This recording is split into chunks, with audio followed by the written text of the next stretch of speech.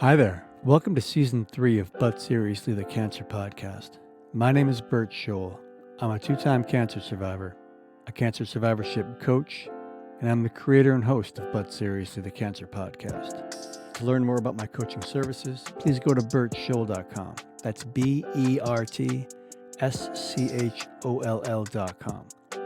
We'd also really love your feedback, which you can provide by going to the bertscholl.com contact page and filling out the form. Follow us on Instagram and Facebook at But Seriously the Cancer Podcast and on Twitter at But Seriously TCP. And make sure you check out our Patreon page at patreon.com/But Seriously the Cancer Podcast. And thank you so much for all you do. Today's guest is Christine Baze. Christine is a musician, pianist, and singer-songwriter, a licensed marriage and family therapist, the founder and executive director of the Yellow Umbrella Organization, an HPV awareness organization. She's one of 5 women featured in the documentary Someone You Love, the HPV Epidemic. She's a mac and cheese connoisseur and the mother of the cutest Papillon ever, Harold, the Prince of Pickering Wharf.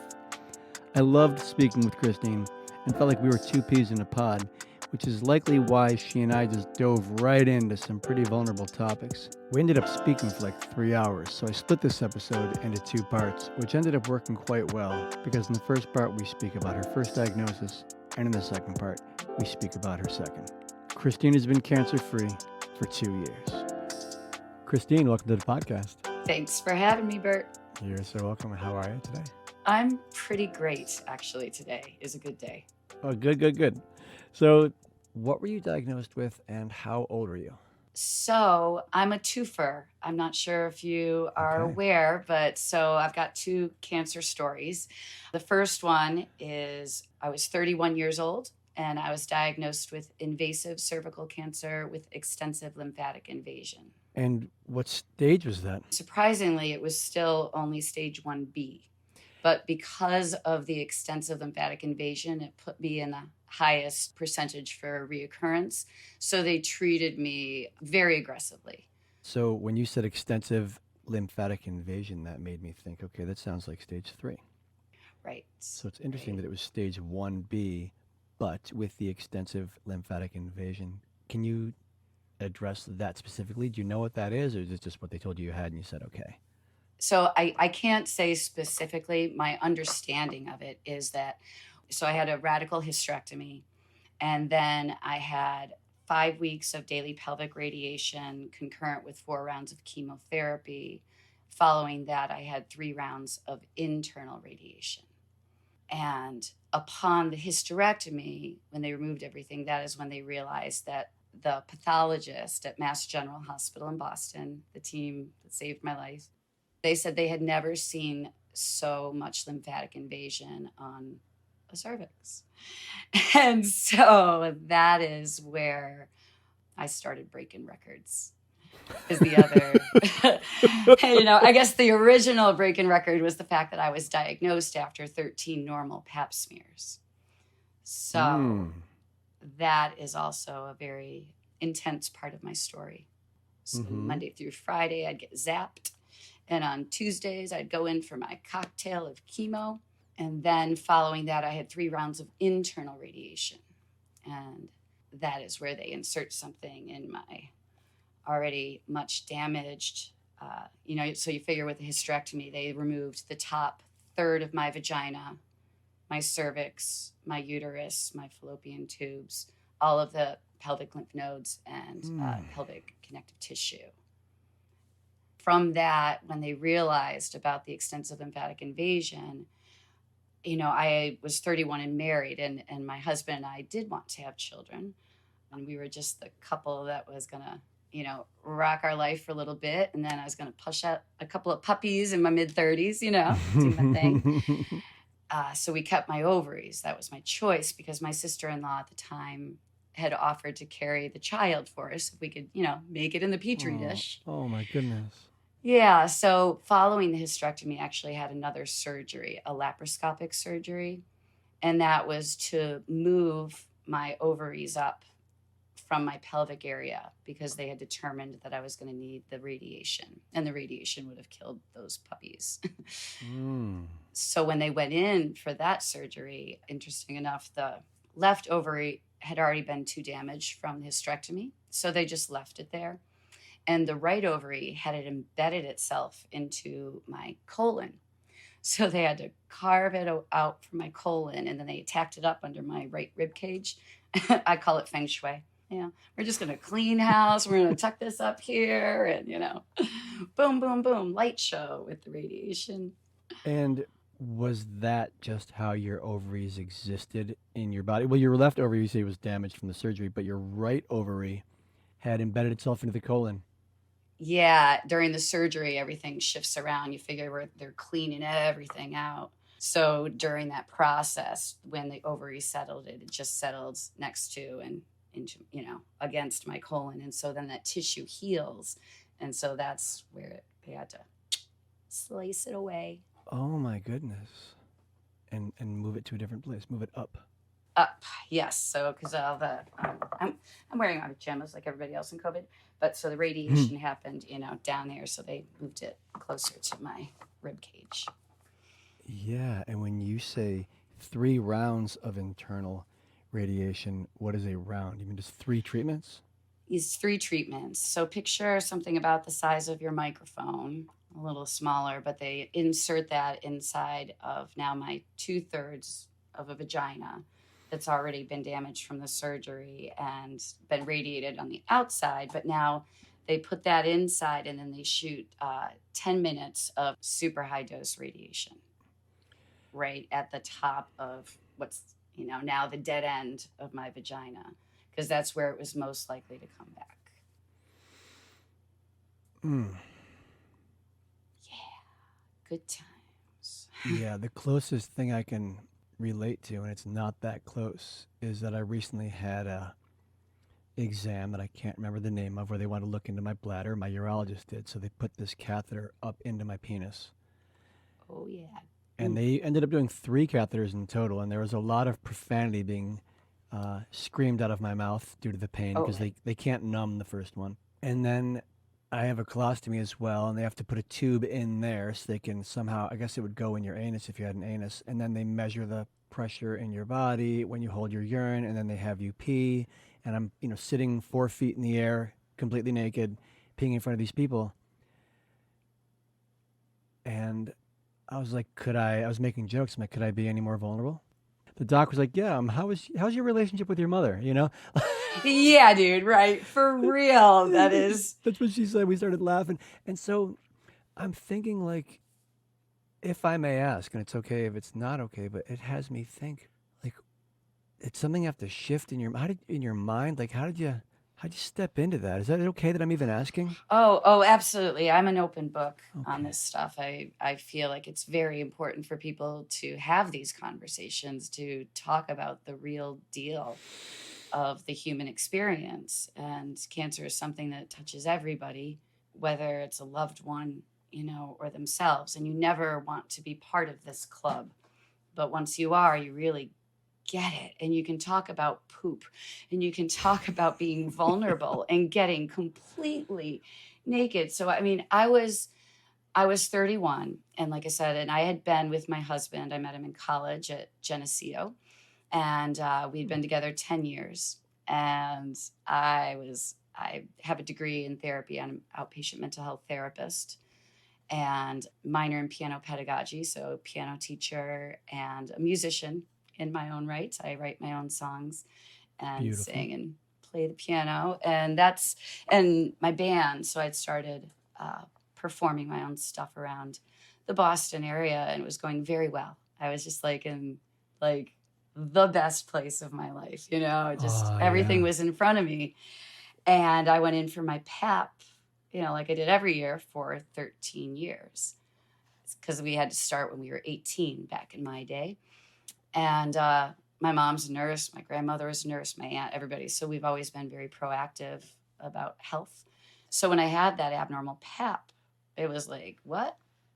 And the doctor originally called and said, hey, you've got this, we want you to come back, for, a colposcopy. And when I arrived, I was sort of like, oh, whatever, I've heard people have had this before. And he looked at me and he was like, I'm so sorry to have you back so soon. And I was like, well, it's, no big deal, right? He's like, well, and he's got me, speaking of the vulnerable position, ladies in the stirrups, that's where it started for me about recognizing just how vulnerable a person could really feel, because I'm in that position as he's starting to then explain to me that if these cells that they were identifying as abnormal continue to change, that without further intervention, that could become cervical cancer.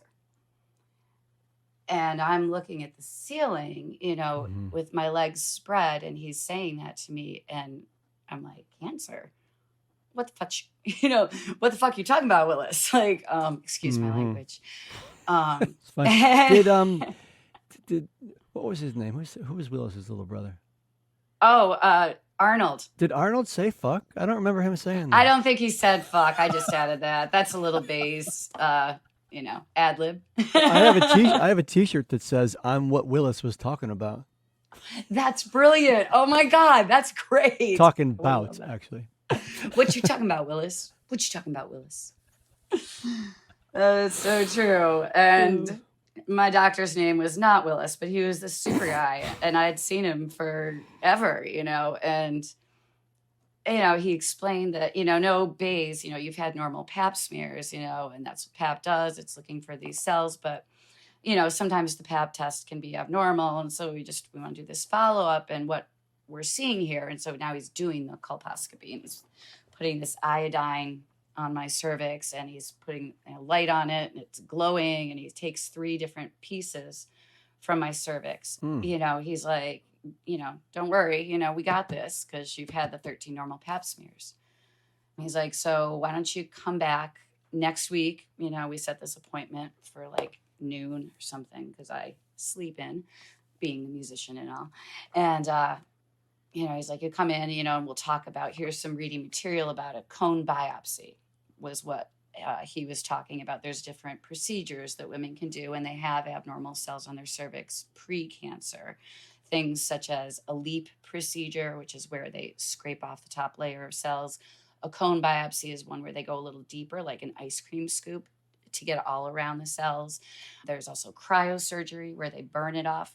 And this is all stuff that generally is done before cancer. So he's presenting this as, this is good news. This is what you're going to get to do. And I'm like, okay, well, it's not cancer. I've heard it's not cancer, but we're going to get these gone in some way. Come back Tuesday. We'll talk about it. So that Tuesday, at 8:15, the phone rang. And again, my people knew me, and nobody calls me before 10, Right. And it was this woman, Paula, and she's like, hey, can I speak with Christine? This is Paula. And I'm like, hey, Paula. And I'm like, yeah, this is Christine. And she's like, oh, well, I'm calling to confirm a 3:00 appointment with Dr. Duska today. And I was like, I don't know. I think you might have the wrong Christine. I don't know Dr. Duska. I don't have a 3:00. And she's like, oh, well, it says here that, your gynecologist, set this up for you. And I'm like, well, I'm meeting him today, actually at 12:30, or what, to get the results of my colposcopy. And she's like, oh, you haven't talked to your doctor yet? Yeah, great. Yeah. Thank you. And I'm now sitting on the edge of my bed, and I'm like, no, I haven't. I'm meeting him today, to get the results of the test. Why? Why would he set me up with somebody else? Who is Dr. Duska? Where are you calling from? And that's the moment that she said, I'm sorry, Christine, Dr. Duska is a gynecologic oncologist, and I'm calling from the North Shore Cancer Center. Oh boy. That's that moment nobody wants. And we all remember those phone calls. We all remember where we were and what we were doing, where we were sitting. I remember it was a sunny day, and the sun was coming in through my bedroom window. I was wearing my purple lavender rainbow unicorn t-shirt. I remember just saying, okay, I'll be there. And I hung up the phone and I looked at my husband, Robert, and I said, I have cancer. And it's like ball in the corner, sobbing, crying, like, what the fuck? Is terrified, disbelief, like, am I done? At that point, I'm 31, and this is 20 years ago. And in my head, cancer equals death. Right. And my husband got on the phone and called the office, my gyne and my just regular doc. And, he said, come right in. Because we were like, we got a very disturbing phone call. And that's when he said, I'm sorry, Christine, but you do have invasive cervical cancer and you're going to need to have a hysterectomy immediately. And I was like, I'm holding Robert's hand and I'm like, hysterectomy. That's no kids, right? And he said, yeah, I'm sorry. And whenever I share this story, it's crazy, like you don't even know how much you want something until you're told you can never have that thing. Yeah. And it's like, and I get teary because, I'm a very fulfilled person and I'm very grateful. I'm very grateful to still be here, and the loss of fertility, particularly as, later on in life, as I ended up divorced and, never was able to recreate a family or adopt in any way. So that loss of fertility and ability is, to me, and I think for many women and people who have cancer and that choice is taken away from them, I think that is one of the ongoing side effects for the emotional heartbreak and ache that you carry with you, but you find a way to heal, what you can and approach how you care for others. I've got many kids in my life in many ways that I love and consider my family. So, but that was, it's a tricky one. Yeah, with us human beings, we can have profound gratitude and profound grief at the same time. And it's not either or. It's not either or. If it's a first, there's this very complex mix of emotions that we don't know how to hold. We're sitting there holding it by default, but it's just more kind of like just laying on us. Like, how do I dump? Like, all of a sudden you're carrying all of this stuff and you're like, I don't have the strength for this. I don't have the knowledge for this. I don't have the warrior or the tenacity in me for this. But you have to. All of a sudden you have to, and you find it and you learn and you grow and you become strong in ways that you never even knew you could. Or at least for me, I had no idea I was a badass. It turns out I'm a badass.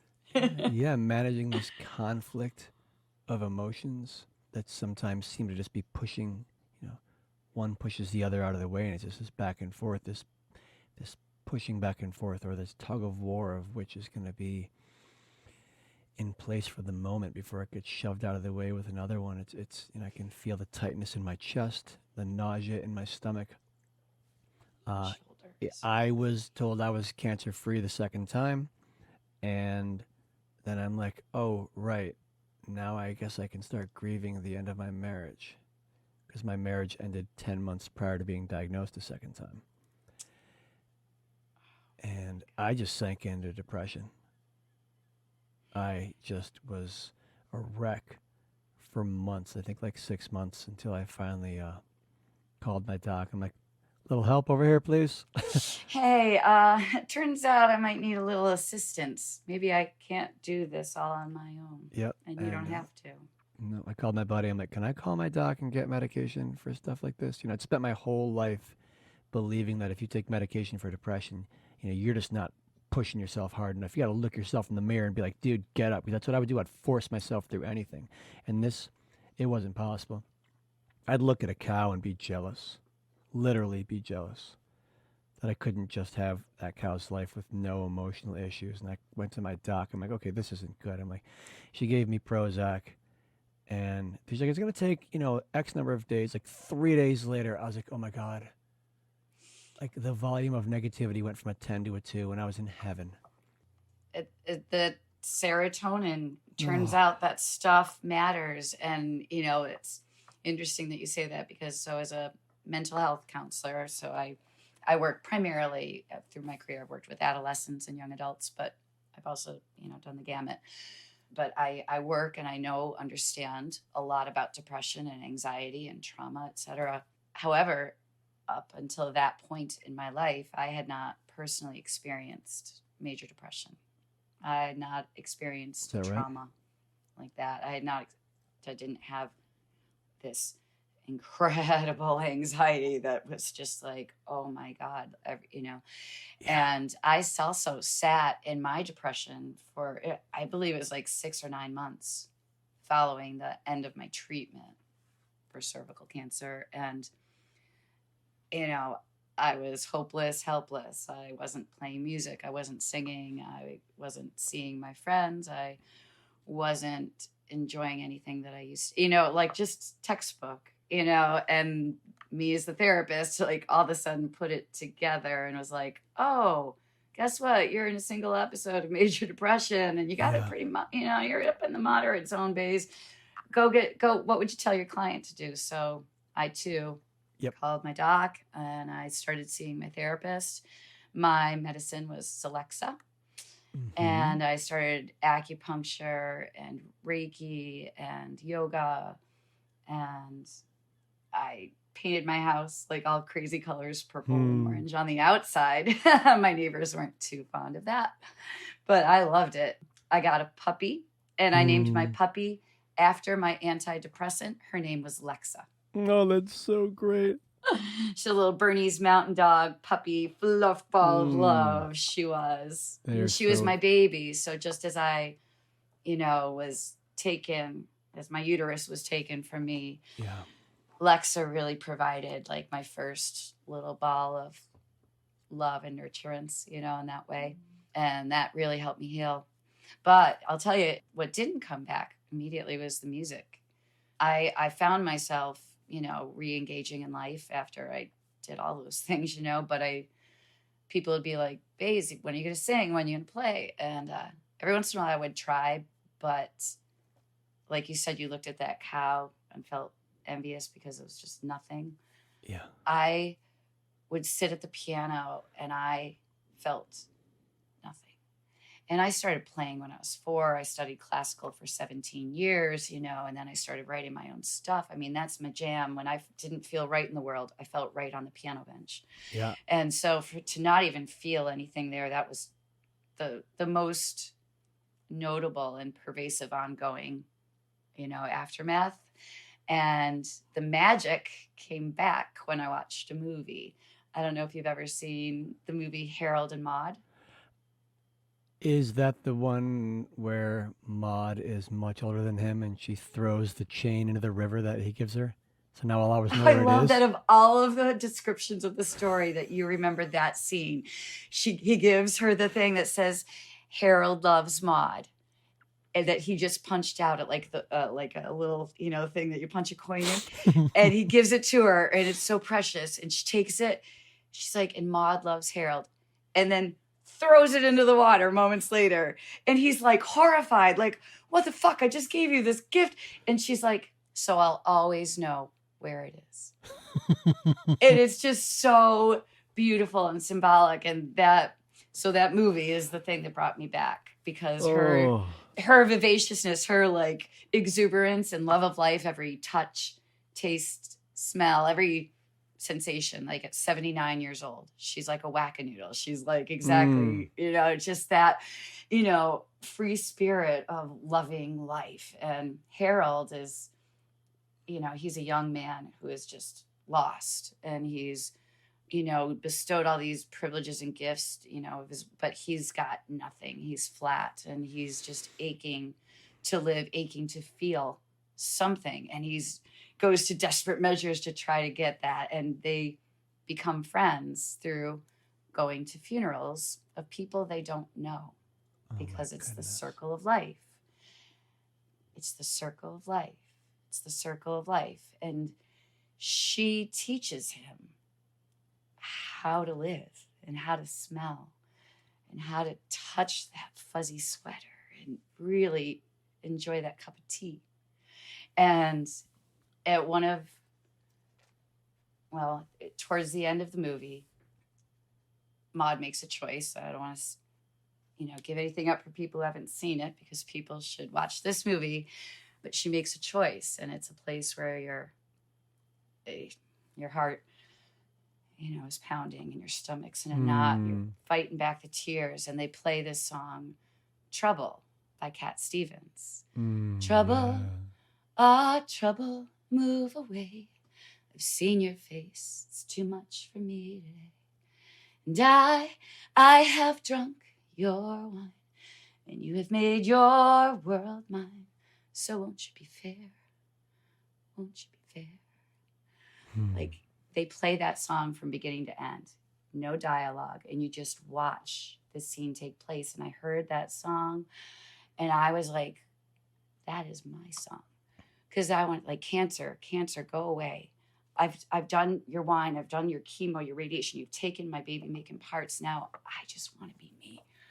Like, I went to my piano after the movie, and I figured out that song, and I started playing, and I started crying. You might be able to tell I'm a crier. But I literally, because all of a sudden, poof, I felt it. I could feel it again.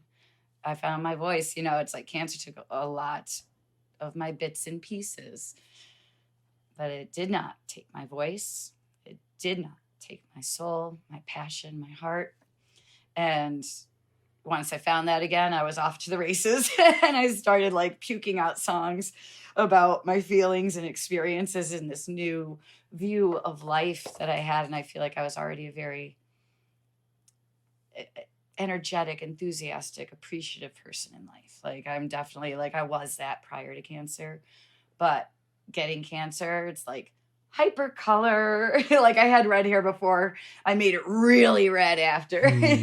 Naturally I'm brown, I've got to be admit, but just the way I see things in life, and it chose to move forward after that. I feel like I became more of me than I ever could have or would have had I not been through that experience, if that makes sense. It makes sense to me. I couldn't write songs after my first diagnosis. I wrote one song, and it was about what morphine had done to me. And it made me cold and insensitive to my stepson or my wife when no one else was around. Like, this selfish part of me would just creep out, and I was so ashamed of it. And some people saw it, and I think it took some years before they finally really understood that. Like, I'm like, look, that wasn't me. Sure, that may have been a part of me that was given the stage, but like, that morphine, that stuff just did me wrong. That was dark, and dark drug, and it twists what you believe is right. It just opens the door where, and allows you to go into a direction that you just don't want to go. And that stuff was brutal. And I wrote a song about how twisted I was. The chord progression is beautiful. But is it minor key? I'm picturing minor, diminished. I'm picturing it's some minors. real like. I'm a knucklehead songwriter. Like, I don't know what. I'm sure this chord progression has a name. Not the progression, but the combination of chords. I'm sure there's a name that you could give it. Like, you're like, oh, is it diminished? I'm like, I'm sure. But it's this beautiful progression. One of these days I'll write another song, put new lyrics over it. But it took me years before I could return back to the song and play it without just like being overwhelmed with shame. Because I felt responsible for how I behaved. And yes, I'm responsible, but there's a part of myself that is not responsible for this drug that got over on me, and had me just come from a place that is not who I am. I may have my moments of dropping the ball, but this was definitely extended. And then after that, when I was diagnosed a second time. How long in between diagnoses were you? Well, let's say with no evidence of disease, it was almost 2.5 years. And same cancer. What was your, I apologize, what was your first cancer? No, I love it. This is how we get to know each other. I was diagnosed the first time with stage 2 rectal cancer. I was 36, about 3 weeks shy of being 37. And then after my treatment was over, almost 2.5 years later, I was diagnosed again with the same rectal cancer metastasized to the liver this time. God, that's terrifying. Yeah, and then my doc is grinning when I walk in. He's like, "I got good news for you." I'm like, "It's not cancer?" He goes, "Well, it is, but it's the good kind of metastasis." I'm like, "Huh?"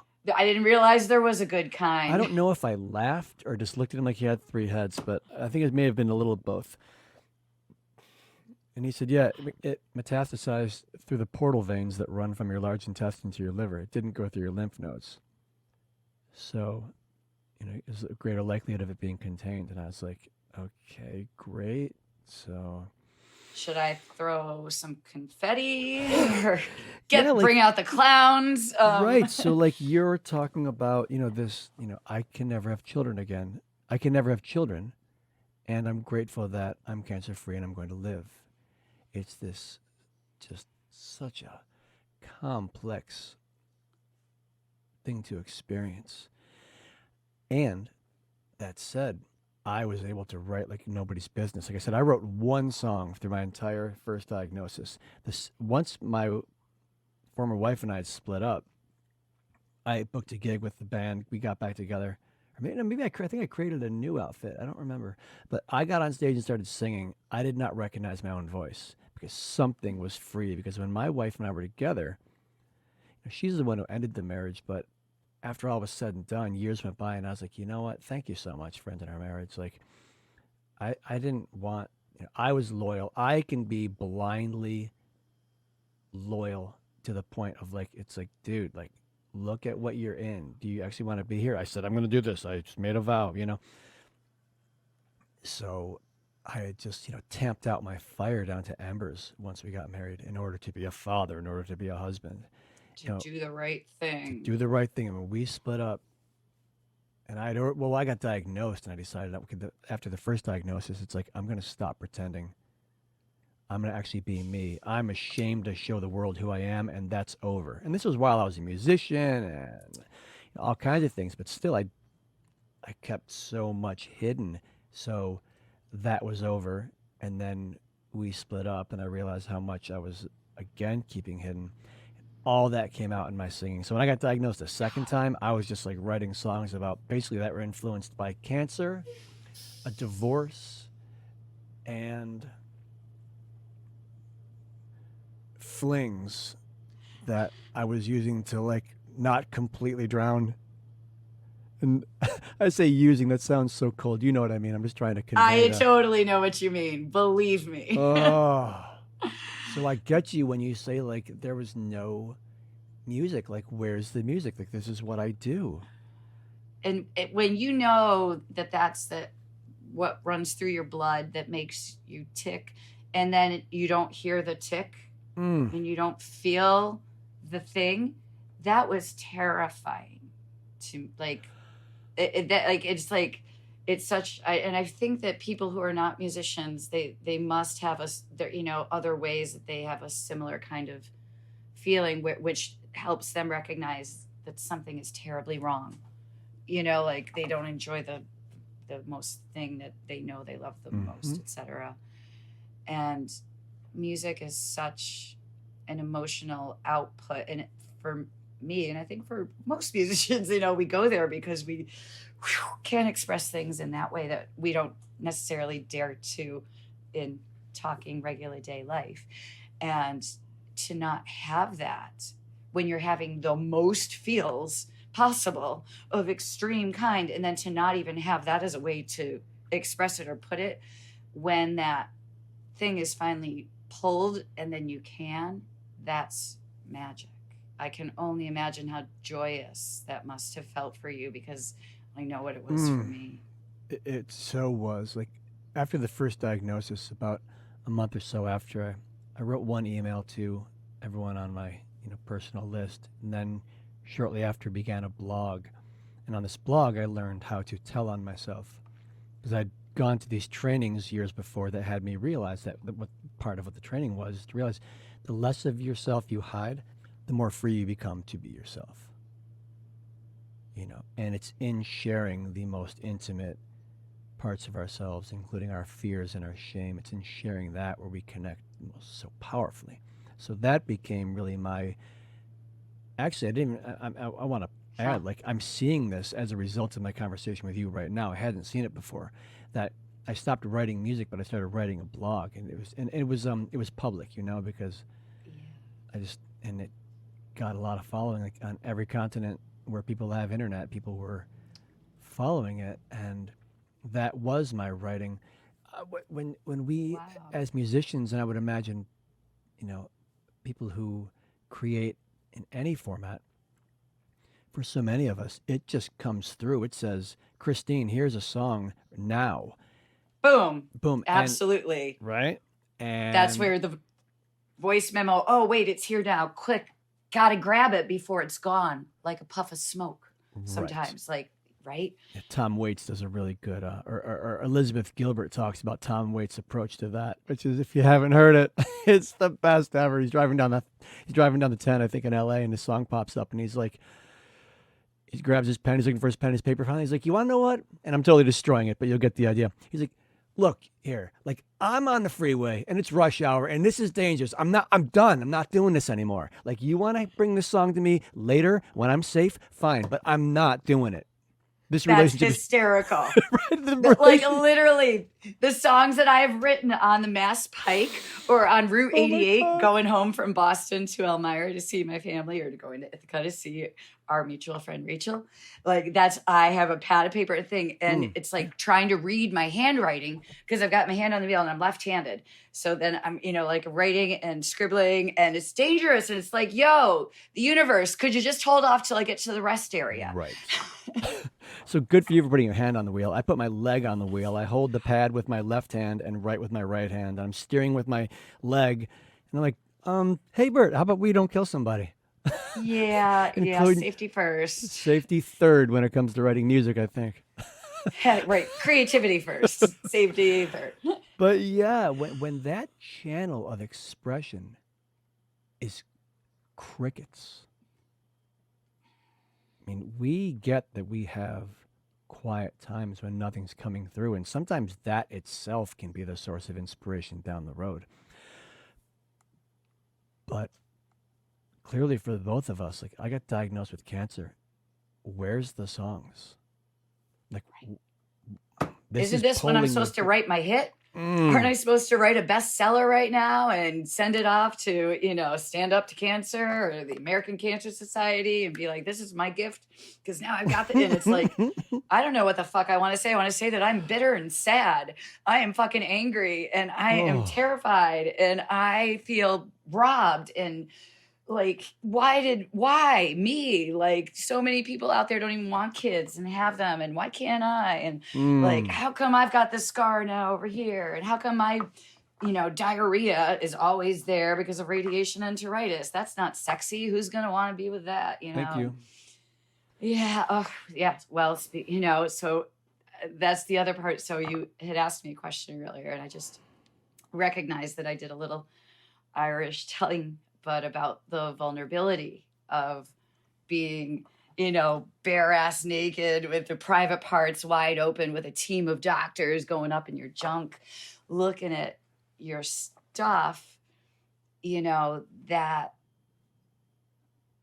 vulnerability, it's, once you get past it, like, once you realize, okay, there's going to be like 30 doctors looking at my vagina today, people, it's like, then all of a sudden it's like kind of freeing, then it's like, oh, it's just a body. It's just like looking at my ear. It's just like looking at my hand.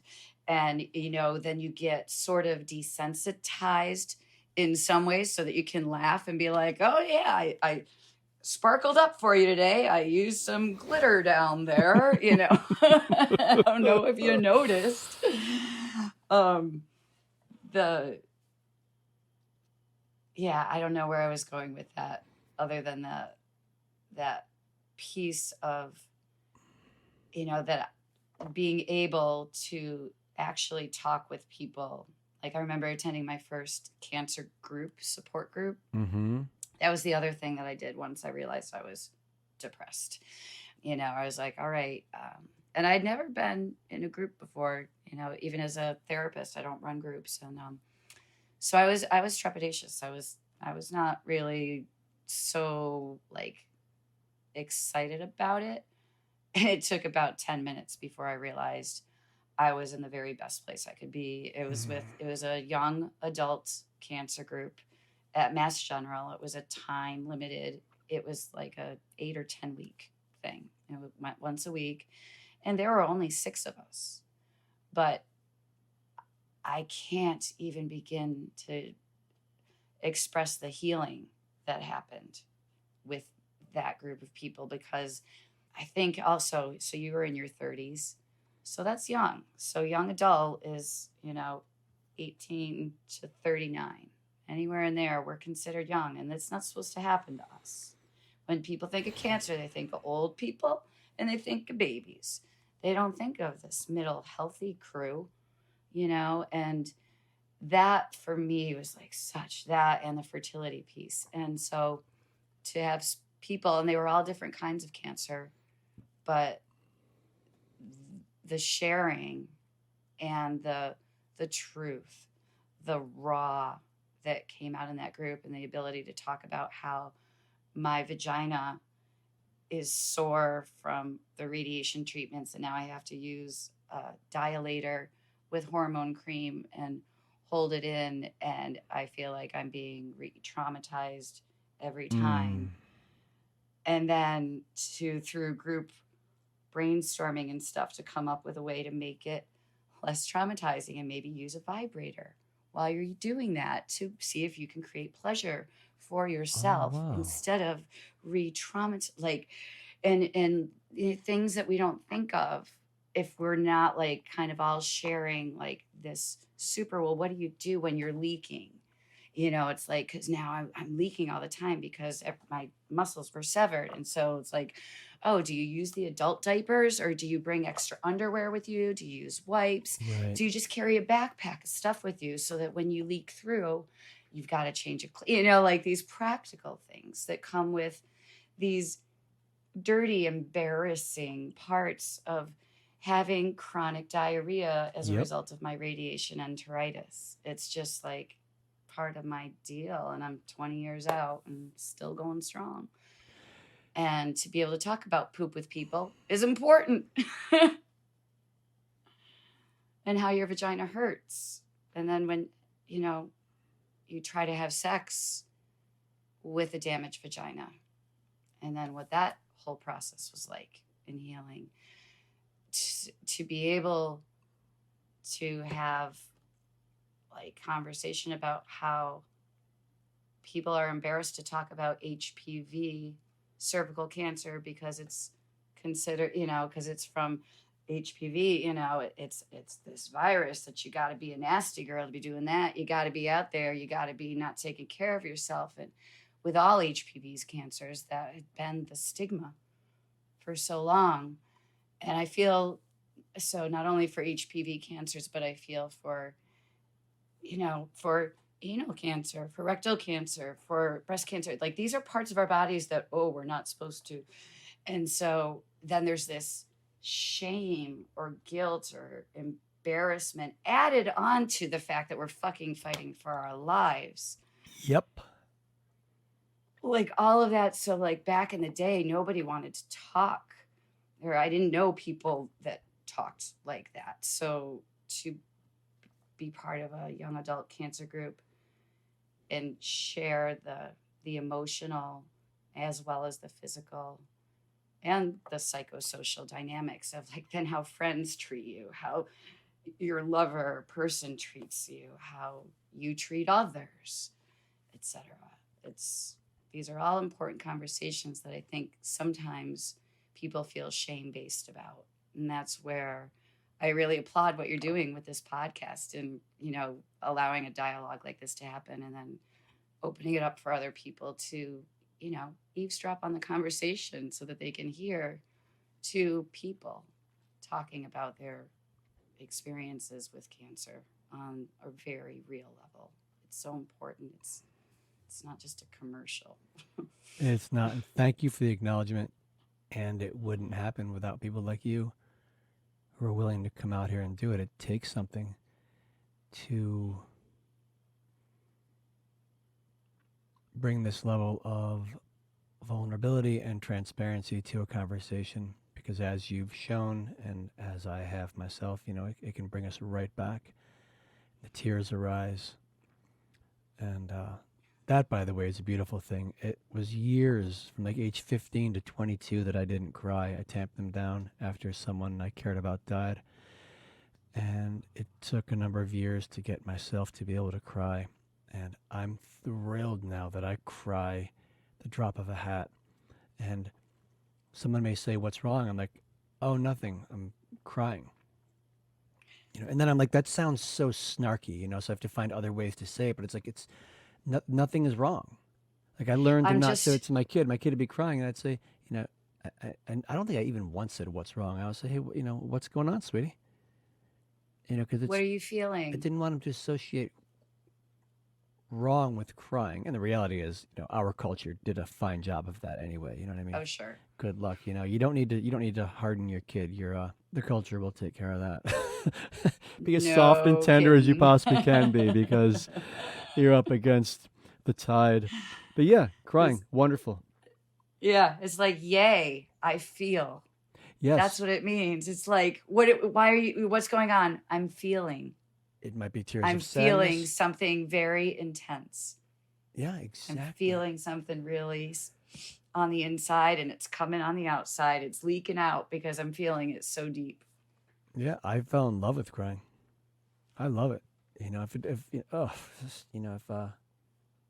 Watch a movie, watch a, I don't have television, but if I have YouTube and I'm watching a commercial, I'll be crying in 3 seconds. I'm just like, oh my gosh. I click on the animal videos and animal rescue and cats and dogs being cute, and that.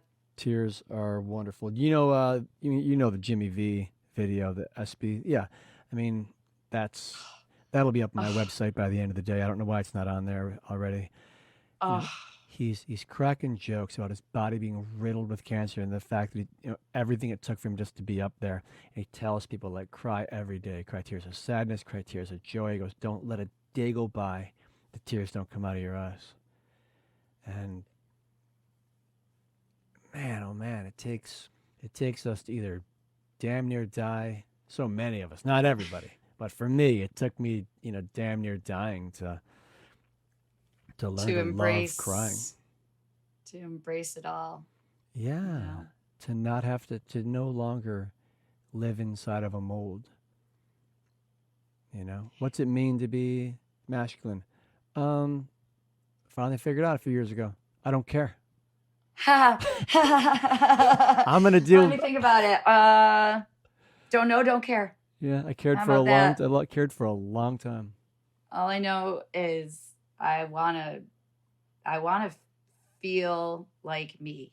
I want to be me. And I don't know exactly what labels or, where it falls on the spectrum of this or that, or the Likert scale of this or that. All I know is I'm after not feeling, I think that, and I say this to my clients, so people in pain, people who are going through something, whether it be cancer or depression or abuse or being bullied at school, it's through our hardest, things that we become the strongest. And it, like, in some ways it sounds so cliche, but it's so, like, the kids that come to me that are brave enough to step into my, well, used to step into my office. Now we do it on Zoom, but that are willing to be open and come in. A 16-year-old teenage boy that dares to come into my energy and share with me that he's feeling suicidal and has been cutting and struggling with his sexuality and has been traumatized. For him to come to me with that is such bravery. And it's like, I would never wish anybody to go through those things ever. But by him getting to an awareness to come and face it, to open that closet door of the dark, to go into the basement and be like, you're getting out of here, motherfucker. You are not welcome here any longer. Come on, boom. You face that stuff and then you're like, I did it, and that's where I feel like I did come into like my superpower in a way, like when I fully returned after the first cancer, with cervical. And I think that actually a lot of my voice came from that, the education that came with my particular cancer and that stigma and all that stuff I was talking about before with HPV. So when my doctor explained to me, because I was like, how did I get cervical cancer, like in the midst of it, and she's like, oh, HPV. And this is back in 2000, April 18th of 2000 was when I was diagnosed. And, and she said HPV. And I was like, what, HIV? And she said, no, HPV, the human papillomavirus. And I was like, the human, blah, blah, blah, blah, blah, what's that? And she's like, oh, it's a sexually transmitted disease. It's 80% of everybody gets it. For most people, it goes away. But for some people, it stays and then it can become cervical cancer. And I was like, wait. I'm sorry. Both of us did that. Like, wait. And my weight was like, again, what you're talking about, Willis, you're saying that a sexually transmitted virus got inside me. And I've been with my husband for 10 years. What she's saying. And she's like, oh, no.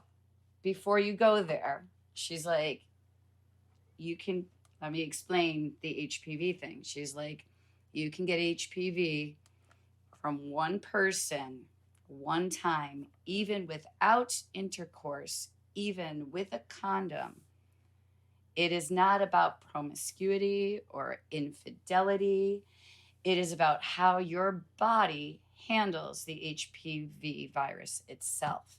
And so you can get exposed to HPV when you're 20 years old, and it can remain dormant in your system. And then if your immune system drops below a certain place, then boom.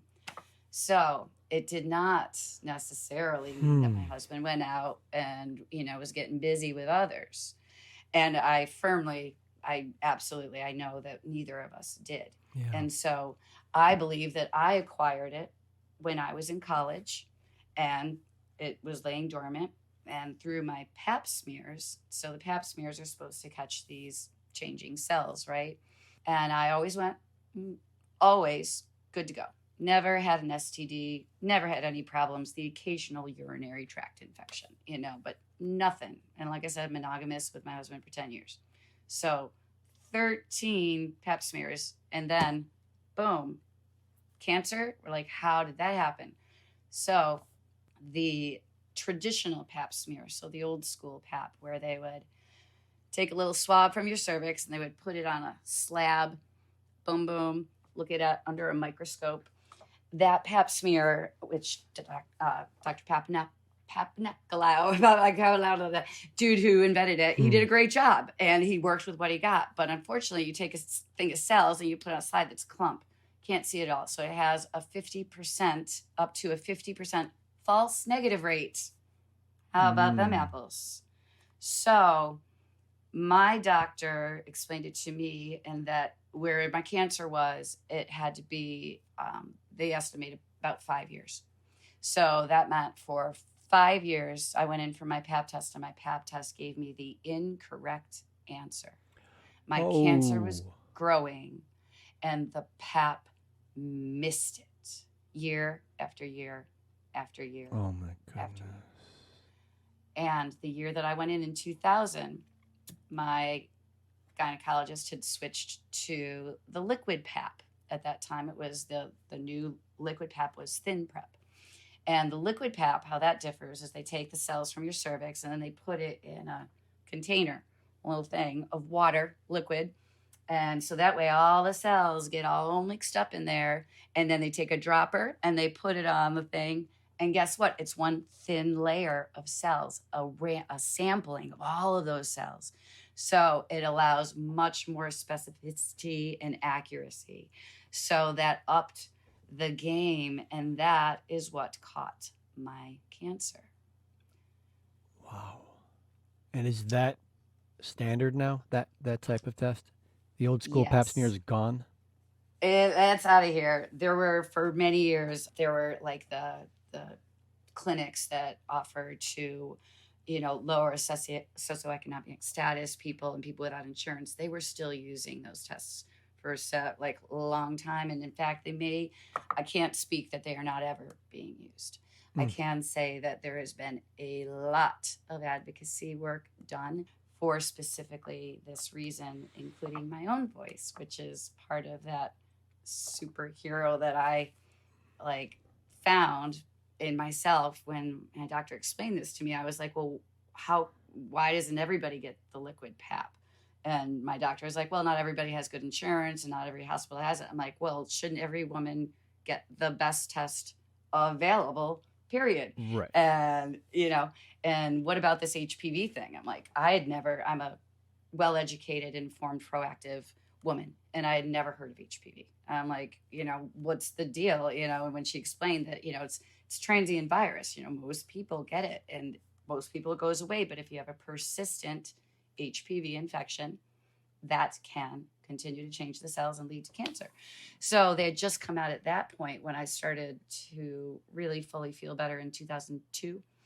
They came out with the HPV test. So that is a test that is done simultaneously with the Pap, with the new liquid Pap, and it is for women 30 and up. And what that does is it tests for presence of the virus. So check that out. So this HPV test can check whether or not you're even carrying the virus even before the Pap looks and sees cells changing. So, right? Because the cells change because you've had the virus. And so when the HPV test and this liquid Pap, it was like mind blowing. I was like, well, wait a second. Shouldn't every woman know whether or not they're carrying the virus? Because if you know, then you absolutely will not blow off your annual Pap test. You absolutely will make sure that you follow up and you are doing the things that you need to do. So many women just don't go because they think it's invasive. Oh, I don't want to go to my Pap. And it's like, no, honey, you want to know what's invasive? A radical hysterectomy, internal radiation. That'd be invasive. So with these two things, I started talking to every person I knew about, hey, are you 30 and up? Because the HPV test is only for, at that time, it was FDA approved for 30 and up. The reasoning for that was everybody has HPV in their 20s, because that's generally when people start to get intimate with one another. And again, for most people, it comes and goes. So they figure a lot of people get it. And then by their 30s, most people, it's gone away. So you start testing that. And then if you're like, oh, wait, that's still there. Baze has got it. Baze has got it. Wait, she's got to come in every 6 months. Or she's definitely got to come back. Or you know what? We're just going to go ahead and do this extra little look, blah, blah, blah. So I decided after talking to people here and there that I was going to scream it. And in order for me to scream, I needed a microphone and a stage and my band. And so I was like, I'm going to hold a benefit concert. And so I hadn't played music in 2 years, since my thing in public. So I was doing quite well prior to, getting good reviews and stuff in all clubs. And so when I got back in it and I was like, hey, I want to do this concert. People were like, whoa, where have you been? And I'm like, well, this is where I've been and this is what I want to do. Would you help me out? And they were like, yeah. So I got publicists and, the radio people and TV people and newspaper people and fantastic musicians all around the Boston area. And I got the Paradise Rock Club, which is this huge rock club classic in Boston that I had never played at that point. And they let me do it. And these phenomenal musicians that were huge in the area, Katie Curtis, Jim Spigigo, the Mudhens, and my band, the Skills of Ortega, with all the help from all the PR. It was like crazy that everybody was my face and my story. And most importantly, the message of women, don't blow off your pap. Make sure you ask for a liquid pap test. Make sure you get an HPV test if you're 30 and up. Be empowered, be educated. You got this, was the thing. And I'm like, how am I going to do this? I'm going to talk about Pap-smears and I'm going to use pop music. So what did I call the concert? Drum roll. Pap-smear. Tis true. Oh, I love it. Pap-smear at the Paradise. And at the end of the day, we sold out. It was a 650 capacity. We raised $10,000 and I gave it all to the American Cancer Society, the National Cervical Cancer Coalition, and the Gynecologic Cancer Foundation. Because when I was in it, those were the places that I was going for help and support and camaraderie. And from that concert, there was a woman in the audience that worked for the HPV test people.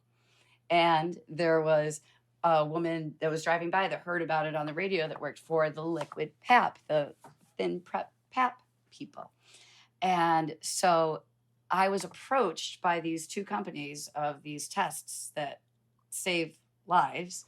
They're like, Baze, you want to do this again? And I was like, well, yeah, because it's not just women in Boston that get cervical cancer. This is, yeah. So I threw unrestricted educational grants, and then I started applying for other sources of funding in that realm. And next thing you know, we did 4 concerts out in California and 2 on the East Coast the next year in 2003. And then in 2004, we started to do the national tour. Oh, and gosh. So I named it the Yellow Umbrella Tour. Okay, so I'm getting all Irish storyteller on you. I hope this is okay. I love it. So the Yellow Umbrella, so the Pap-smear. I made a nonprofit. I filed because I was like, hey, I'm going to be an advocate. I'm going to speak out and raise awareness about HPV and the prevention of cervical cancer and ultimately the prevention of other HPV cancers. So I established a nonprofit. I got my 501c3 and everything. And my board of directors was like, listen, Pap-smear is cool and catchy and all that, but we want to appeal to everybody. We don't want someone to be off-putting. Let's think of another name. So one of the songs that I wrote after when I got my voice back is this song called Red Roots and Blue Nails, because usually I have my nails painted blue today. But things that make me feel fresh and alive and bright, like I said, that hypercolor feeling. But the chorus of the song is, I've got my yellow umbrella, yeah, and I'm doing the cosmic dance. I refuse to count time, just make it last. And so it's the Yellow Umbrella song, and the Yellow Umbrella comes from this scene in Harold and Maude when, coming from a funeral, it's raining and everybody has like dark, raincoats and galoshes and black umbrellas. And there's one yellow umbrella, and it's Maude, and she's got a little bounce in her step.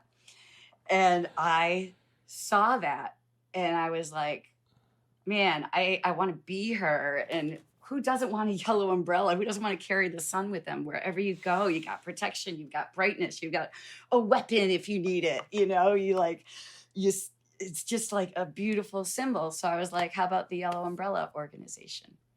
So my nonprofit is theyellowumbrella.org, and the tour in 2004, 5, and 6, we did 3 national tours The first one was from San Francisco to Boston. We did 21 dates on a rock and roll. Well, the first year we were ghetto. We weren't ghetto, but we borrowed my uncle's trailer, his thingy. And we totally, like, my bands and I drove country in this RV. The other bands that were playing with us on the tour, because I had to get national acts to help me, because nobody knows me. Who would show up for me? Nobody. So I had to approach really big headliners and be like, who's willing to jump on under this yellow umbrella and do this tour with me? And kudos to Kay's Choice, because Kay's Choice is a phenomenal band, and they are absolutely almost solely responsible for the success of the Yellow Umbrella Tour. They were my headliner the first year, and they continued to participate. The lead singer at the time, Sarah Bettens, for the following years, always continue to take part of it. But first year is 21 dates. I'm looking at my wall because I'm like, you can see it. There's my wall of Yellow Umbrella posters. So the next year it was Duncan Sheik, and I also got Ben Folds in the fray. And then the third year was Khaki King. So the first one was like 21, 22 dates. The next one was like 32 or low 30s, and the last one was 36. No kidding. So, and then the last two tours, I did get a bus, like the big rock and roll tour bus. And the clubs that we were playing in were like, the capacity ranged from like 400 to 1,000. And to be playing my own original music that I wrote post-cancer experience with all of these feels that are like, and I go through them all in my music. And to have the audience to share the message of, hey, guess what? There's a cancer that we can do something about. Think about that. There's no other cancer that we know what causes it, and we have a way to screen for it. So at the time, I say screen because at the time we did not have the vaccine yet. This was 2004, 5, 6. So all we had was the liquid Pap and the HPV test. And I was like, ladies and guys who love ladies, your mother, you came out of one, right? Go tell her, make sure she's still going for her Pap. Because a lot of older women are like, oh, I don't have sex anymore. I don't need to do that. It's like, yo, you do, ladies. Because you could have HPV from when you were younger, and it's laying there, and then you're 80 years old, and then boom. So that was like, to be able to sing my songs and deliver this message and feel like I'm like kicking cancer in the butt while I get to like share my joy of life and appreciation. It was like absolute magic. And so I guess technically, if you Google like cervical cancer advocates, people or whatever, like I was kind of like, I was the first one. Oh my which is gosh. Because nobody wanted to, people, still took everybody forever to say the boob cancer, breast cancer, but nobody was talking about down there because it's down there. And again, it's a slut's disease and, all that stuff. And I just had zero problem with that because I know I wasn't a slut. It's like I got no problem being like, no, this happens, and it doesn't matter how many people you slept with. You can get it the first time or the 1,000th time you've had sex. It doesn't matter. It is about your response. So it was, I don't know. I became this symbol for people in a way, which is so weird because it's not like I didn't set out to do this to be like famous or popular for my hooch. Oh, and that's my other thing is I have these buttons that are smiling cervixes that say save the hooch. I'll have to grab one and show you before this is done. Right. But it looks like a little donut bagel. Save the hooch. People be like, is it a bagel? Is it a donut? I'm like, no, it's a cervix. And that would be my dog on my piano. Hey, Pooch. Barking. Hi, Harold. Oh, baby. But the opportunities that also came from that also involved like actually testifying for legislatures and getting involved with different other nonprofit organizations that were also taking on cervical cancer as an issue. So organizations like Women in Government, so women legislators, all got together and decided they were going to have a 10-year plan to eliminate cervical cancer. And they were going state by state, making sure that every woman would have access to the best Pap tests, that every woman's insurance would cover the HPV test, et cetera, et cetera. And so I got to be involved in a lot of legislation across this country. And then and the Coalition of Labor Union Women, the American Medical Women's Association. I'm just like thinking there's so many groups that were just phenomenal in supporting. And so they would hold events for their members, and they would have me come and be their keynote speaker / performer, because I'd always either bring the band or just my keys and me, or sometimes my guitar player, whatever.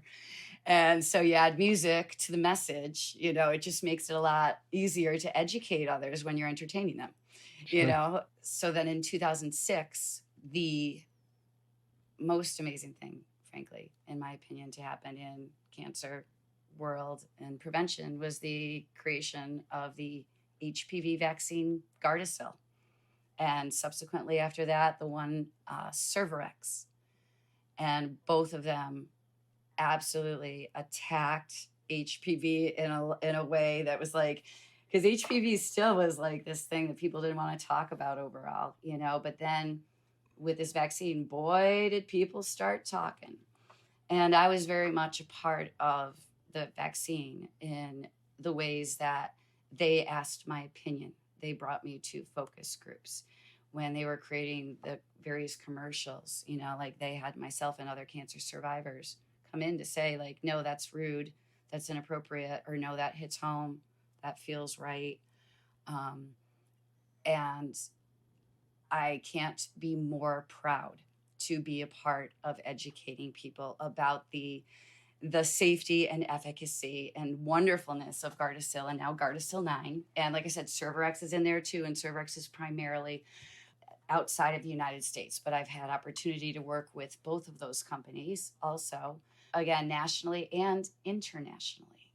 So they'll fly, they bring me to Italy, to Ireland, to speak to their leaders in their country about cervical cancer and the impact of this person, and this is how feel and perform, and encourage them to also do legislation that mirrors what has been effective over here in places where they are still, like in Ireland, very much, they were so behind on the vaccine because of false information, et cetera. And so that the Irish government would have me come over and partake in, this, press conference and meeting with their leaders. And I got to speak to 5,000 global leaders in HPV in Monaco, like a billion years ago. I was their opening speaker to 5,000 scientists and doctors who work specifically in HPV. Like, mind blown that they would care enough and want to motivate those brains with this little girl, with just a girl who's just sharing my story, and I share it in a way with my slides, and so that they get to know me as little Chrissy Baze, the piano player, and then going to school and meeting my husband, getting married, and almost being a rock star. And then, the cancer hits, and then I share the pain of all of it. And then I share guess what we can do? We can do something about this. Yeah. And that is exciting. And that's where I feel like, in that way, I do feel like a superhero a little bit. Yeah. I would say that you are. And I applaud you, and the applause you hear every time someone listens to this episode, there's going to be making your ears ring. It's a beautiful thing. I so resonate with you as far as, when I went through my diagnosis, I was like I felt myself. I'm like, I have superpowers now. And I just had to figure out what to do with them. And for me, it was a progression of events, and it wasn't as immediate. However, yeah, years just exploded. You created an event after your experience, and it just took off. Two people came to you and said, will you do this again? And it just got bigger and bigger and bigger. And look at the difference that you are making in the world. Like my dreams like came true, and my number one dream was to live, obviously, and like I said, to play my own original music at these huge clubs in front of thousands of people all around the country. Are you kidding me? Are you kidding me? Oh, and I get to kick cancer's ass. Yeah, sign me up. On the tour bus. You'll meet me on the bus, babe. Playing all these venues. Wow. Congratulations. Well done. Thank you. Yeah, that's a really big deal. I do pinch myself, and it's why I have my wall there to, just be like, yeah, this is my life. And it's not all butterflies and rainbows and yellow umbrellas and papillons. When you were talking about your divorce, and so it was following your first diagnosis, but just after your second? 10 months before my second. 10 months before your second. So my husband's name was Robert, and like I said, we were together 10 years at my point of diagnosis. And, I think that the toll, and I don't know, for you and your marriage, Robert was, he was fantastic. I absolutely give him kudos because, I think that the forgotten people often in the cancer stories are the people that are right next to the ones that they love. And because that's almost worse, I think. I don't know, because I haven't had someone that close to me diagnosed, but to watch the person you love the most have cancer and you just have to sit there and watch them go through that. I'm sorry, that's got to be a head fuck unlike any other. Yep. I can't. And Robert, he did his best, and his best was awesome most of the time. You know what I mean? And yet, over time, the difference in how we handled cancer, and ultimately my choosing to really make it, now a part of my daily life, because now I have an organization and now I speak out and now I'm a public figure. And so I'm constantly talking about my vagina, and I'm talking about sexual complications as a result. And I'm talking about real things. And he was very supportive, in the beginning, very much. And he toured with me, and up until the last tour, just prior to our breakup. And the anxiety and the pain that it caused him, I don't know that he actually ever really recovered from. And there were scares that came following that. I've had a few other life-threatening things other than cancer, even before this last cancer. And one of them, they thought cancer had metastasized to my lung. And so they had to remove part of my lung. And upon getting that news, I had gotten to a point of obviously I was like, but he just, it hit him hard, and he fell apart. And that was I needed him to be strong. And he was terrified, and that was not his fault. You know what I mean? It's and this is where the complexity of the feelings that we can have at the same time. It's I was so I needed him to be there for me. So I was so mad at him and pissed, because I needed people to comfort me, but everybody was coming over to comfort him, and I was but then at the same time, I'm oh my God, I was his love. I was his love. And so it's so, we've gone through so much in our journey, but the decision to separate was ultimately mine. And it really was ultimately the best, most freeing thing, and I think the most loving thing that we could have done for each other ultimately. because we were so good until we weren't. And cancer had a lot to do with that. And, and specifically, with regard to sex, so I don't know if you go there on this show. I go. or if There's that's- nowhere I don't go, and I don't go two places. I don't go politics, and I don't go social conflict because I want us to stay connected, and that doesn't connect people in America right now. That divides. So everywhere else, we go. Well, to sex it is then. So we had, we were best friends, and our relationship prior to cancer, it just sex wasn't that important, frankly, to either of us. It was like, it was there once in a while, but it wasn't what defined us. Then there was cancer, and then there was this. I feel like I lost my identity as a woman. Mm-hmm. In a way, like I sort of felt like I was a Barbie doll, like instant menopause, no babies, and, this 2/3 of a fried vagina that I have to use this, dilator with cream so that my vaginal walls don't seal shut because of the radiation.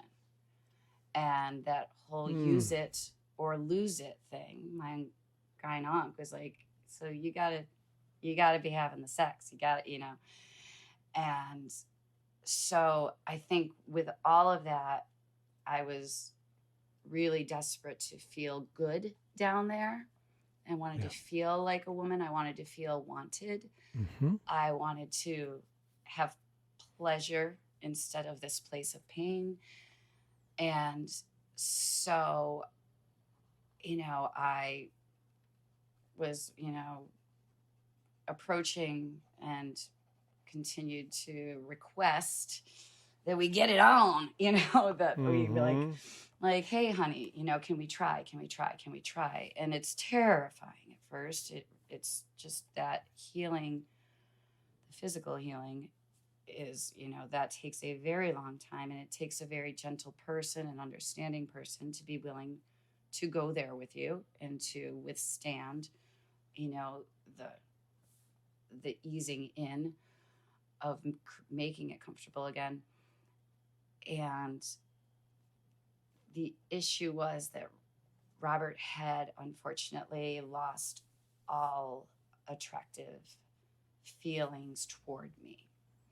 And so we just were never able to get that going again. Mm-hmm. And I think part of it was also the trauma for him, that this was a place of disease. And it's so weird because it's like sex wasn't that important to us, but then it really was for me. Yeah. And that wasn't working. And when he said, I am not attracted to you and I never will be. Wow. That was, that's another one of those moments. I remember where I was standing and I remember what I was wearing. And, I think that was really when I knew that. And it's so crazy because if you had asked anybody that knew us, like when we met and early on, there would be like, no way, we're the couple that makes it. We're the superstars. And so to realize that just definitely was not going to be in the cards. I had people say that to me about my former wife and I when we were married. When we split up, they're like, you guys were like the couple. I was like, what? I look at that now, I'm like, that seems so far from the truth, but that's how a lot of people experience us, how some people experienced us. And you're touching on something that is so stepped over, and that is the role of the caregiver. And what you're bringing to this conversation is compassion and vulnerability and grace, because you're making space for what it was for him and that it didn't work for him. And I get if a person is pissed that their spouse says they're out and they get just demonized You're a horrible person if you're a spouse and you can't handle it. Oh You gosh. you are supposed to be there. Oh yeah. How on earth could you leave your person that had cancer? What kind of jerk must you be, right? Oh, when my former wife ended our marriage, it was a year. Well, let's see. It was I was NED. There's no evidence of disease by 2009 in the spring, and she ended it like about a year and a half later. And people were just like, "What? Like you can't do that. You don't." There's so little attention given to the trauma a caregiver goes through. I literally I in my head was going trauma. The love of my life has cancer and might die. And I'm a selfish bastard if I make this about me. And so I'm going to keep it all bottled up and not deal with it. And to every one of you listening, if you're the caregiver, like I'm going to start crying in a second, like go to a therapist, go to a Absolutely. coach, go to a psychiatrist, Go to a join, support group. go to support group for caregivers, and recognize like you're in a shit position. The worst. And yes, it is horrible that your spouse has cancer and partner has cancer. And I imagine there may be folks listening to this right now are thinking like, I'm a caregiver and I'm fine. And maybe you are, but maybe just quiet yourself at some point and just look in. Notice, maybe this might be a struggle for you. And you get to be miserable about it. You get to be upset about it and scared and to be okay with what shame you may, there's shame that arises. I know because I've heard it said. There's shame that arises when people seek support as a caregiver. They're like, I'm not going through what this person's going through. It's like, let's open some doors for caregivers. Let's open some doors for people who say, what's happening with my wife or my husband, it's not working for me anymore.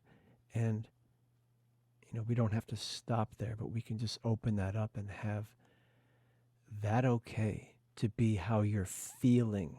Because feelings are not something we create. Feelings arise.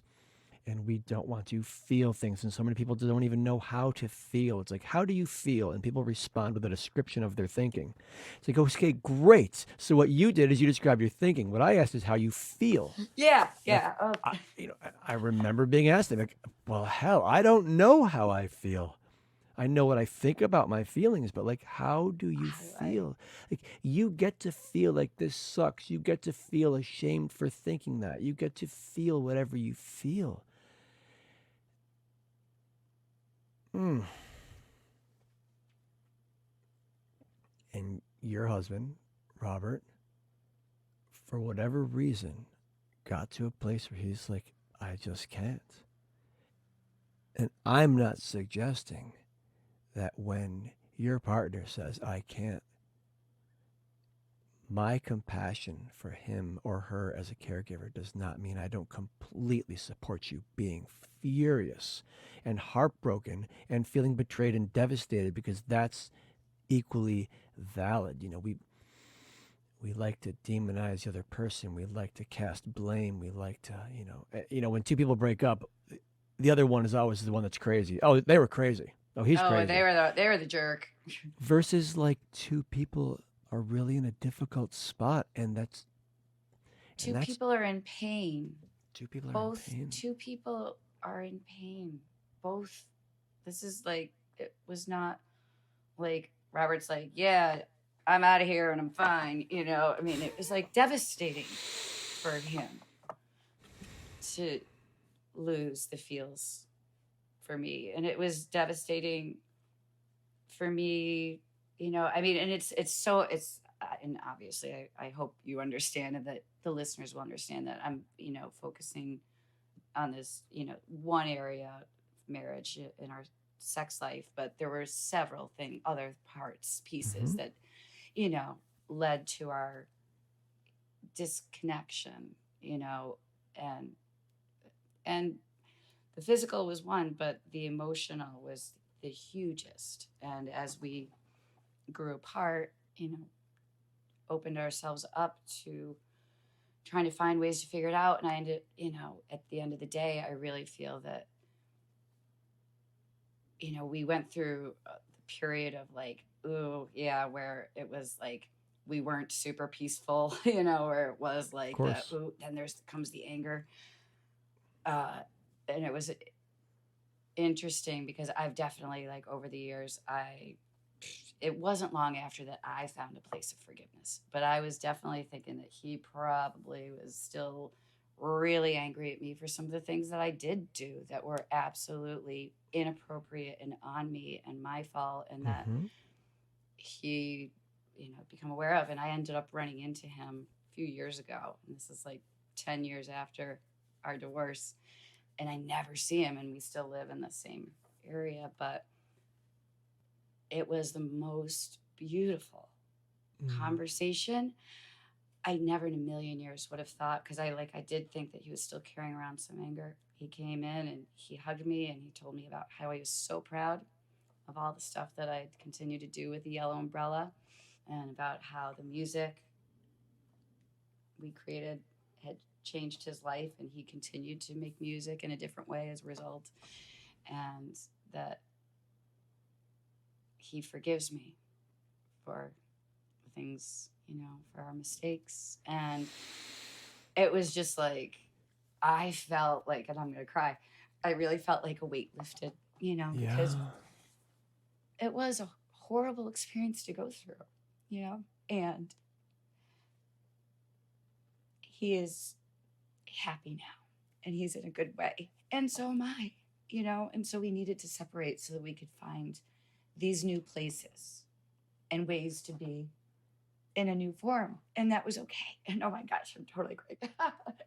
Yeah. And it's, you got to go through the rough to get to the other side, right? I'm so glad that he's better. And I'm so glad that I am better. I'm happy for both of us. What a gift it was to see him. So much. And I went home and called my mom right away. Oh You're not gonna gosh. believe this, because she takes my side, so and I'm like, we can't be talking nasty anymore. Not that we ever talk really nasty, but whenever I was feeling low, she bolstered me up. But that really Yeah. was a gift that he gave me. Yeah, absolutely. So our marriage ended, Daniela told me that she was no longer going to be married to me in November of 2010. And holy cow. Did Did you not see it coming? No. Oh, So loyal, oh, so fiercely loyal. I'm like a dog oh! who just doesn't know. I can be so blindly loyal. I'm like the dog every dog owner wants. Wow! And I did not see it coming at all. Did the floor just like Oh my god. fall out? Oh. Yep. I Yeah, there's so much there. The floor fell out, and I told her that I requested that we work with a therapist or a coach and that we leave no stone unturned and we get to the bottom of it. And I can see now she couldn't. I felt so betrayed. I'm like, you're betraying me, you're betraying the children, you're betraying our families. And I was not at a loss of words in those angry, hurtful things that I said. And 5 years later, after I'd been doing years of work and wanting to heal the relationship, because I had a stepson and we had our boy who was 4, almost 5. No, I think maybe he was 4 when she let me know. And 5 years later, I had been on a 7-day silent retreat. I'd been listening. I saw this teacher speak on a little, one-day Saturday, 8-hour thing. And then I started listening to his YouTube videos. His name's Aja Shanti. He comes from the Zen tradition. And then I went and I understood the purpose of the silent retreat. And that is, if you're silent for that long, you can be silent for a few days at a retreat and keep the big stuff from coming up. But you're silent that long, stuff comes up. And it was so healing and so transformational. I called her a couple of weeks later because we were talking about, if our son should be in ski club or not. 'Cause he was talking about wanting to be in ski club. And after the conversation was over, again, like I was just in such a peaceful space from this retreat. I asked her why she never healed our relationship because she had actually told me on that phone call. I'm like, so how you doing anyway? "Oh, I'm doing great. I had this conversation with one person and totally cleaned up our relationship and took responsibility. And then I took responsibility with another person. I was feeling really fulfilled and empowered. And I just gently said, like, how come you never took responsibility for how you ended our marriage? And within a few minutes, we were both crying our eyes out. And she's like, I don't know how, I don't know. I can't imagine the hell you went through the way I left you. And she asked me what it was like, and I got to tell her and be heard for the first time. Because I mean, how could she ask me that question? Because when I was going to just unleash hell on her when she asked, there was no space for her to have that conversation with me. And so when she did, she just listened and let her heart break as I told her what it was like. And then after a while, I'm like, what was it like to be you in our little town of Ithaca? To be the woman who left her husband who had cancer. She's like, it was horrible. She's like, people said the most horrible things to me. She goes, someone said to me, you're the most horrible person I've ever met.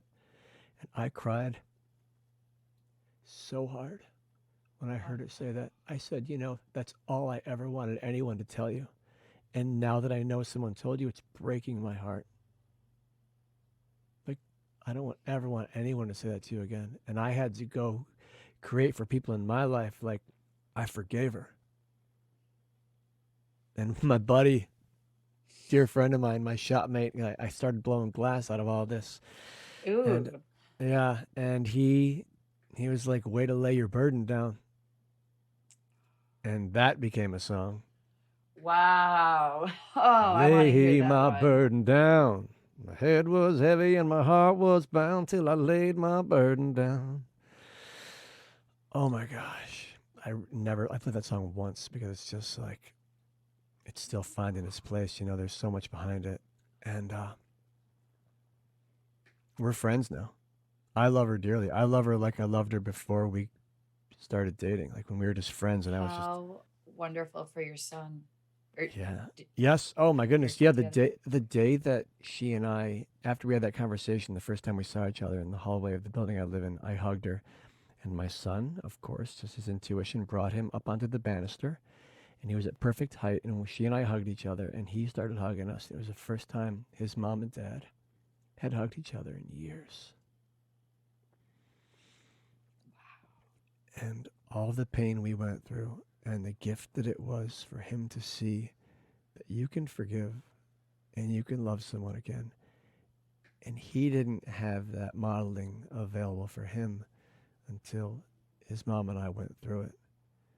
And I didn't have that modeling available for me until I went through it. Like Right.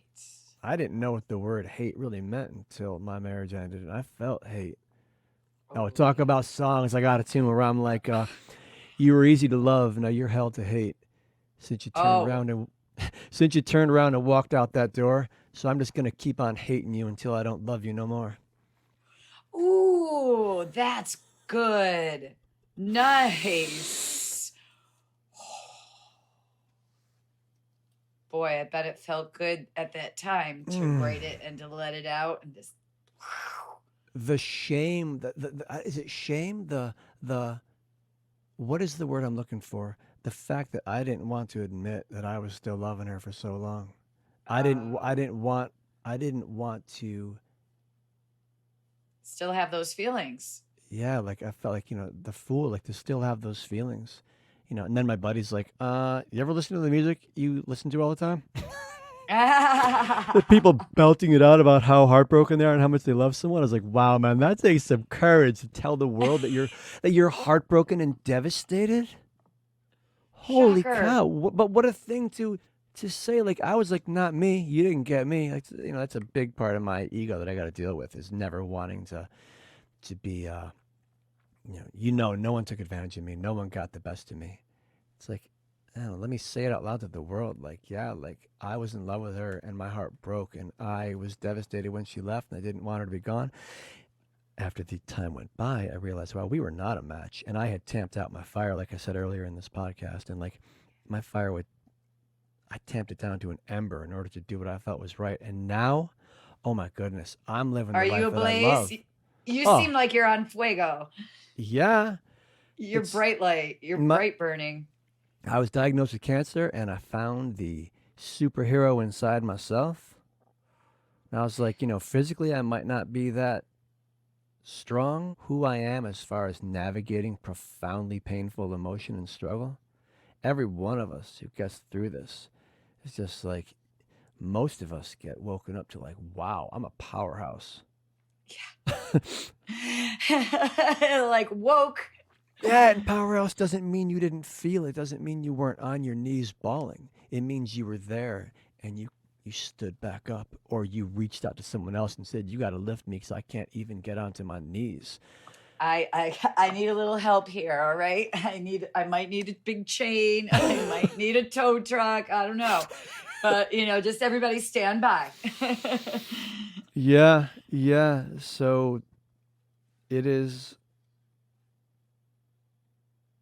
I've never been as present as I am in this conversation with you to the importance of caregivers and family members being recognized for what they go through when their loved one gets diagnosed with cancer and they immediately don't get to have the attention and care that they need. I mean, thank God some people get it, they're aware that they need it. But man, oh man.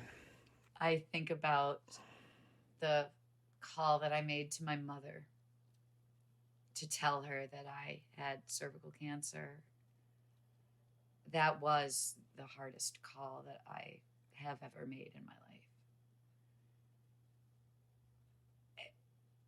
That's just, it's just not right. I mean, it's just not right. And my mom is a lovely, lovely, amazing person. Both of my parents and my brother. I'm very lucky that I have really wonderful family. And my mother was at work, and for her, like and she did get help. She did go to therapy. She is still in Elmira, New York. So she came up and she stayed with me for, like a while after the hysterectomy, and then a little bit during my treatments, my chemo when I got really sick. But she was good. She got on Prozac and therapy. And so, but I know to this day that is when her hair went gray. She stopped coloring it. She was always a silver fox, but then she just let it go. And that was, I don't ever want to cause that kind of pain, and it's not our choice, but like, it's still because of me that she felt that, and that Robert, and it's like, fuck. And so then I get cancer again. You got to be kidding. But that's like later. And that's the next call. But Christine, it's a hard one to let go of. That when it's my body that didn't get rid of the cells and that the cancer arose in and developed in, and then to feel like that we're responsible for that. all this pain in other people, for your kid to go, Daddy has cancer. Yeah, I still have within me that, when I go and get my scans, I had my scan last December and there was discomfort around my liver when the nurse practitioner palpated my abdomen before the doc saw me. And I'm like, when there was pain, I'm like, oh my gosh, like it's back. And I started mapping out all the things that I'm going to do, how I'm going to make it work. And, imagine myself being told I'm dying and I'm in hospice and feeling guilty and feeling bad, like I did something, like, apologizing to my son in my mind, like, I'm sorry that this happened, like, that I got cancer again. And I think, like, myself, like, wow, there's so many layers of there's so many layers of the onion to peel to not feel responsible for this diagnosis, because I'm only recognizing, again, there's a second insight I had in this conversation, I think, if there haven't been more, noticing that responsibility. I just had a conversation with a guest a couple of weeks ago about how she was feeling responsible for her diagnosis and not willing to talk to certain people about it as she's writing her book because she doesn't want to bring it up. And it arose that she felt somewhat responsible. And in that conversation, I didn't feel responsible for my cancer, but here I am seeing, wow, like with my kid, I do. I'm imagining the apology that I give to him as I'm on hospice. And what they found out is that I just had some muscular issue and it was nothing to do with cancer. But Yay. But you go through that in your head. And so for you to think about the trauma that would impact your child as a result of your body misbehaving is devastating. yeah, and how many people with other health issues that they had nothing to do with? Or maybe they made some choices when they were younger and so it went the way it went. And now all of a sudden, like shame and guilt and responsibility. Like, man, oh man, I hope anybody listening to this, you're a caregiver listening to this right now and you have issues with your own body. Like, let's all just take a moment and take a breath and just look and be like, am I taking responsibility for this? Am I blaming myself for this? Because we want to maintain fulfilling lives. We want to stay on that trajectory. So let's open that door up and have a look around. You, Christine, and I were talking before the podcast how I love opening the hidden doors of my, the closets of my past, that I've nailed shut and moved a wardrobe in front of so I can forget about it forever. And now I'm like, let's dig those things up. So I'm like, come on, y'all, let's dig it up. Let's open the trap doors. Yo, look at what I found over here. And be free. Oh, dude, you'll goodness. never believe. Check this shit out. Right? So I really appreciate you also, like, going back and rerouting yourself to the vulnerability of the treatments. Because, like, when I was first diagnosed with rectal cancer, I didn't even know what my rectum was, but I learned real quick when I had a colonoscopy what my rectum was. And the doc that I saw, the first surgeon I saw, he put this long, I don't know, foot-long tube up my behind. And I'm laying on a table with him, his nurse, and my wife, and the baby who's 4 months old. Oh, my. And this tube's going up my backside. And he's like, yeah, I know it hurts, but, because it hurt because of the tumor. And then fast forward, I get my second opinion, and the doc's giving me a sigmoidoscopy, which is, it's sigmoid colon is not that far up from the anus, so it's a short scope. And how do I say this most concisely?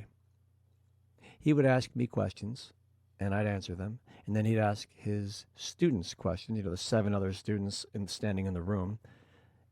And then I thought he was asking me the question, so I answer it. But instead he's asking his students, and they answer. And he steps over the fact that I answered it. He didn't say, oh, Mr. Scholl, I was speaking to my students. I apologize. Not a word.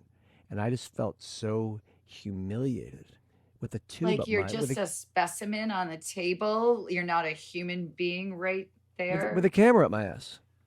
And you can't say, like, hey, sorry, sir, I was not speaking with you. And yeah, hey, actually, I'm just talking to the students. Thank you so much for your patience. How about that? Yeah, how about that? And like, yeah, you have a huge responsibility as a doctor, and you want to know what? I'm holding you to it, bro. Because you do have a huge responsibility. And his bedside manner was so bad that my wife wrote a scathing letter. And a friend of mine was diagnosed with anal cancer before that. But when she had her recurrence after that, she went and saw this same doctor. And she said he was fantastic. And knowing the hospital that I went to, this cancer hospital, it's highly likely that someone had to sit down with him and like say, what's up with this letter? And there were some references to like, him being in a hurry. One of his students told us that he was in a hurry to go have dinner with his wife because it was a Friday and he wanted to go. And he was kind of trying to hurry us along. So there was some material in there that would be able to provide the folks who spoke to him, some actual factual information. I'd be like, hey, doc, like, what are you doing? And I think that they spoke to him and I think he listened, which is a good thing. That's a wonderful thing. But when I had radiation and rectal cancer, there were like boils on my testicles. There were boils the size of my thumbnail with like 4 and 5 whiteheads on each one. Oh, dude, that had to suck so hard. I feel you. Oh, and when the radiation staff, when like 4 of them, 3, 4, I don't even remember. It was in my mind now. It's 50 of them, but it was like 3 or 4 of them are standing there, hunched over, staring at my testicles, and I'm like, did anyone want to ask if I want some privacy? No. Okay. Okay. How about a shot of Jameson? Please. And so when I asked you, I feel like my question to you was really just an acknowledgement of how difficult these tests, these exams, these treatments are. When you have a cancer, as you said, is about, I had to tell people I had rectal cancer. I was like, no. I don't want to talk about my rectum. The word rectum. Thank you. You're like, I don't want to talk about my butthole. Thank you. And now I have a colostomy. And every time you think or find out I have a colostomy or see it, if I'm out in the world, like, oh, poop is now in the conversation. Oh, yeah. Yep, there it is. There's my little poop bag. Boom, boom. Got one for my dog and one for me. Yeah. Oh, yeah. It's such a vulnerable experience. And by the way, the second best thing about Prozac is I could drink coffee all day.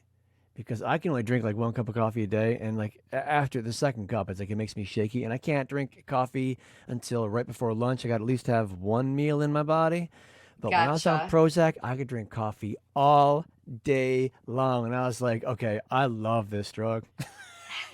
My mother, to this day, she's like, pry Prozac out of my cold, dead hands. I will never be without it. Like it really has made huge quality of life for her. And that's the beauty of when you find the things that work for you, when you really attack your mental health and say, I don't like the way this is feeling. I'm going to use talk therapy. I'm going to use, CBT or DBT skills, and I'm going to go to yoga, and I'm going to go to a support group, and I'm going to get on Celexa, because you know what? Serotonin is still not doing its job. So I need an SSRI to help it or whatever. Beautiful. Yeah. Yep. And it was, I think I did a few months.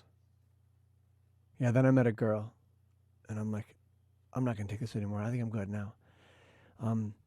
It was, for me, the huge victory was being willing to take it. Absolutely.